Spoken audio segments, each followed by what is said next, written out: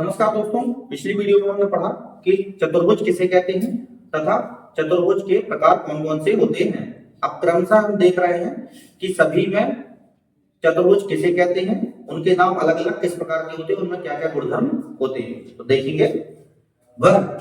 वर्ग में क्या होता है? वर्ग इस प्रकार की आकृति को कहते हैं, उसमें कौन कौन से गुणधर्म होते हैं। वर्ग एक समानांतर चतुर्भुज है, अर्थात समानांतर चतुर्भुज में जो जो प्रॉपर्टीज पाई जाती है वो वर्ग में भी मौजूद होती है। दूसरा, सभी भुजाएं बराबर होती हैं, मतलब इसकी सभी भुजाएं क्या होंगी, आपस में बराबर होती हैं। फिर सभी कोण समकोण होते हैं, सभी कोण क्या होंगे, समकोण होंगे, अर्थात सभी कोण, चारों कोण जो दिख रहे हैं ए बी सी डी, ये सभी क्या होंगे, समकोण होंगे। समकोण अर्थात 90 डिग्री के होंगे। तथा विकर्ण बराबर, लंबवत तथा समद्विभाजित होते हैं। विकर्ण जो होते हैं एसी और बीडी, जो ये क्या होते हैं, बराबर होते हैं आपस में, लंबवत एक दूसरे को प्रतिच्छेद करते हैं, तथा क्या होते हैं, समद्विभाजित होते हैं, एक दूसरे को समान दो भागों में विभाजित करते हैं।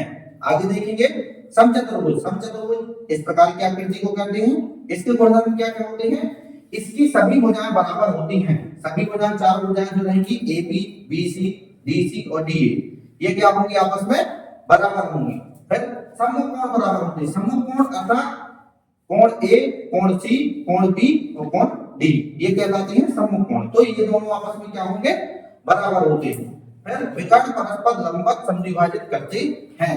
विकर्ण जो होंगे एसी और बीडी, ये क्या होंगे, आपस में लंबवत समद्विभाजित करेंगे, बराबर नहीं होंगे, आपस में क्या करेंगे, केवल लंबवत समद्विभाजित करेंगे। ठीक है ना। फिर इसके बाद पढ़ेंगे समलंब चतुर्भुज। समलंब चतुर्भुज इस प्रकार की आकृति होती है। इसके क्या गुणधर्म होते हैं, ऐसा चतुर्भुज जिसमें सम्मुख भुजाओं के युग्म में से कम एक युग्म समानांतर होता है, समलंब चतुर्भुज कहलाता है। अर्थात इसमें दो युग्म पाए जाते हैं, एडी बीसी और एबी डीसी।